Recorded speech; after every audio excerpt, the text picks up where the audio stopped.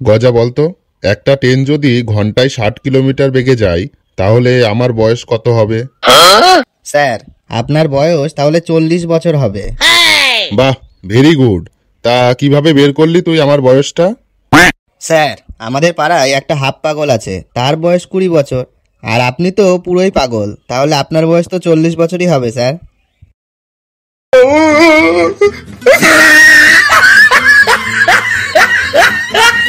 আচ্ছা বান্টু, তুই বলতো কুতুব মিনার কোথায় অবস্থিত? কুতুব মিনার? না, জানি না স্যার। ওকে, জানিস না যখন তুই তখন কান ধরে বেঞ্চের উপর দাঁড়া। স্যার, বেঞ্চের উপর দাঁড়ালে কি কুতুব মিনার দেখতে পারবো?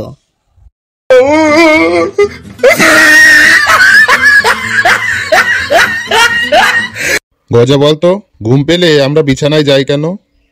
কারণ বিছানা আমাদের কাছে আসে না স্যার, তাই আমাদেরকে যেতে হয়।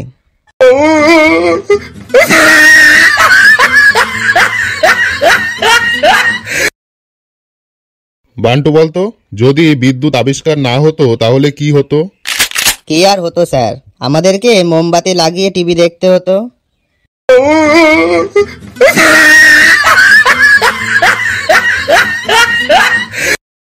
এই গজা, হাত পাত, তুই আজকে পড়া পারিসনি, মার খাবি। স্যার, আমি তাহলে ওয়াশরুম থেকে ঘুরে আসবো? কেন? এখন আবার ওয়াশরুমে কি করতে যাবি তুই? না স্যার, মা বলেছে কিছু খাবার আগে হাতটা ধুয়ে নিতে।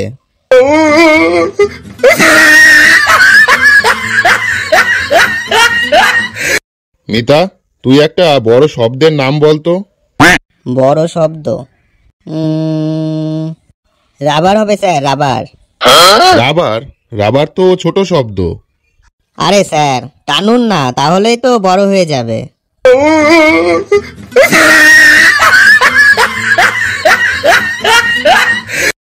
ফটকে বলতো, বিদ্যুৎ চমকালে আমরা আগে আলো দেখি, তারপর শব্দ শুনি কেন? এ তো একদমই সহজ স্যার। এর কারণ হলো আমাদের চোখ সামনে থাকে আর কান পেছনে থাকে, তো তাই আমরা আলোটা আগে দেখতে পাই আর শব্দটা পরে শুনতে পাই স্যার।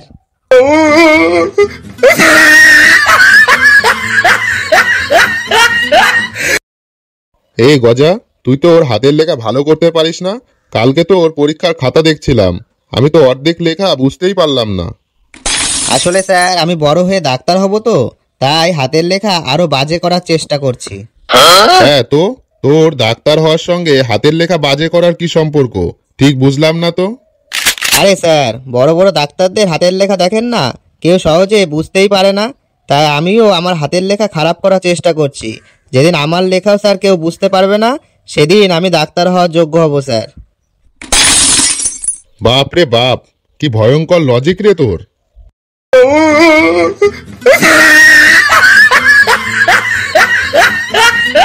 ফটকে, তুই বলতো বায়ুমণ্ডল কাকে বলে? স্যার, যে বায়ু মণ্ডল পাড়ার উপর দিয়ে বয়ে যায় তাকে এই বায়ুমণ্ডল বলে।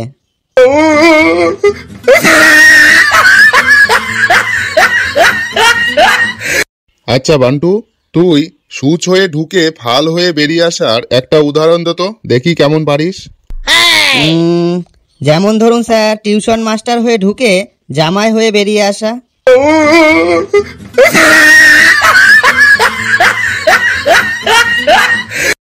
ফটকে বলতো, পদার্থ কাকে বলে? পদার্থ? জানি না স্যার। অপদার্থ তুই একটা, যার ওজন ও আয়তন দুটোই আছে তাকে বলে পদার্থ। তাহলে স্যার আমি অপদার্থ হলাম কিভাবে? আমার তো ওজন ও আয়তন দুটোই আছে।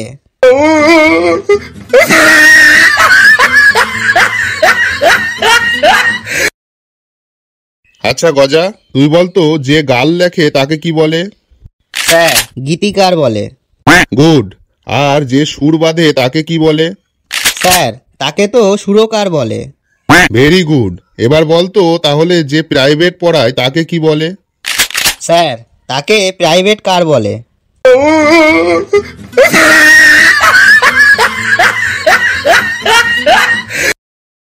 মিতা বলতো, গরু আমাদের কি দেয়? স্যার, গরু আমাদের গুঁতো দেয়।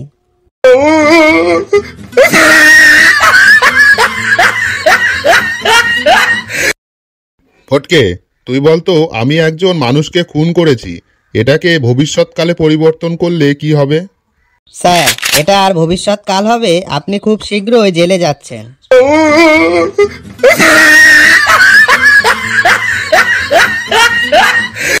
বান্টু, তুই বলতো শিক্ষকদের স্থান কোথায়?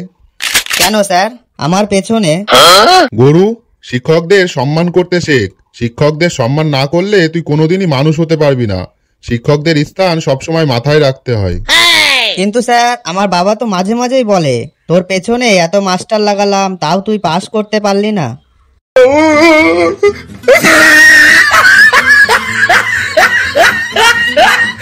এই ফটকে, তুই কত পর্যন্ত গুনতে পারিস?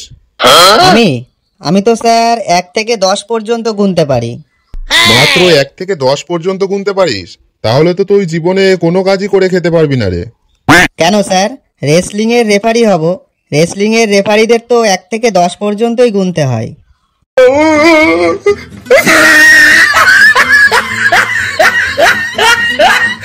গজা, শপথ কর জীবনে কোনোদিন মদ, বিড়ি, সিগারেট খাবি না।